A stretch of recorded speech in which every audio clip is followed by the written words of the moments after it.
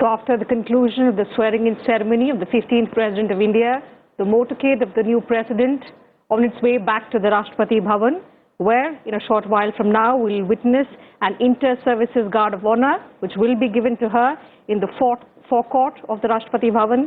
Also courtesies will be extended to President Ramnath Kovind, the 14th President of India, whose tenure ended on the 24th of July. 25th of July, that's today, the country has gotten its new president, the first coming from the most marginalized section of our society. Madam Murmu belongs to a tribal community, and she, in a way, represents an inclusive democracy that India is known for. As you must have heard in her speech, from the first college goer in her village to now being elevated to the first citizen of the world's largest democracy, her journey has been remarkable. In a short while from now, the Inter-Services Guard of Honor at the Rashtrapati Bhavan. और इस समय studio में हमारे साथ दो खास मेहमान जुड़े हुए हैं, वरिष्ठ पत्रकार रामकृपाल सिंह और संजय सिंह, दोनों हमारे साथ स्टूडियो में मौजूद हैं। रामकृपाल जी, पहली आपकी प्रतिक्रिया, इतिहास को हमने बनते देखा और अब एक तरह से मैं कहूँ कि औपचारिक हस्तांतरण की जो आखिरी प्रक्रिया है वो अब संपन्न होगी राष्ट्रपति भवन में। एक और तस्वीर जो हम इस मौके पर देखते हैं, मुख्य न्यायाधीश राष्ट्रपति को पद की शपथ दिलाते हैं। ये तमाम तस्वीरें अपने आप में क्या संकेत दे रही हैं भारत के लोकतंत्र को लेकर? देखिए, आज का जो दिन है, जो मुर्मू जी ने पूरे अपने भाषण में जिस चीज का जिक्र किया, आप भी कर रही थी,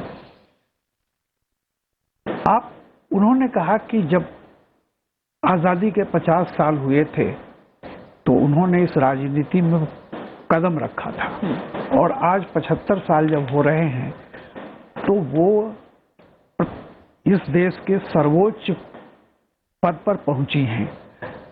ये अपने आप में एक बताता है कि भारतीय लोकतंत्र, जिनको शुरू में आज़ादी के बाद ये शंका थी कि इस देश में इतनी बड़ी आबादी में लोकतंत्र चल भी पाएगा कि नहीं चल पाएगा, वह लोकतंत्र कैसे धीरे धीरे क्वांटिटेटिव चेंज उसमें हो रहा था।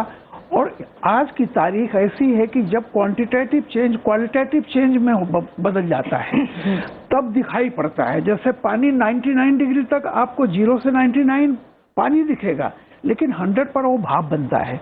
आज मुर्मू जी का जो पूरा है, मैं एक लाइन में अगर कहूं तो जंगल, खेत की मेड़, गांव की जो धूल है, धूल भरा हुआ पांव आज राष्ट्रपति ये पद के दरवाजे तक पहुंचा है। भारतीय लोकतंत्र का इससे बड़ा मैसेज पूरी दुनिया के लिए कि कैसे हम कहां तक पहुंचे हैं। और देखिए, हमारे यहाँ शायद भारत, मैं समझता हूं, मुझे नहीं पता कि जैसे मुर्मू जी ने कहा, मुर्मू जी का जो व्यक्तिगत जीवन रहा है वो संघर्षों की ऐसी कहानी है दुख भरी, जिसको देख करके कोई भी पढ़ करके पता चलेगा लोगों को। लेकिन इस महिला का जो आत्मविश्वास है, देखिए उन्होंने बड़े चुन चुन के शब्द कहे। उन्होंने कहा कि मैंने अपने इस राजनीतिक जीवन में महिलाओं और युवाओं के सपने और उनकी सामर्थ्य, एब्सोल्युटली, सो ये जो वर्ड है ना, उनके सपने और उनकी सामर्थ्य। और एक उन्होंने कहा कि हिंदुस्तान धीरे धीरे लीग से हट करके एक नया हिंदुस्तान बन रहा है।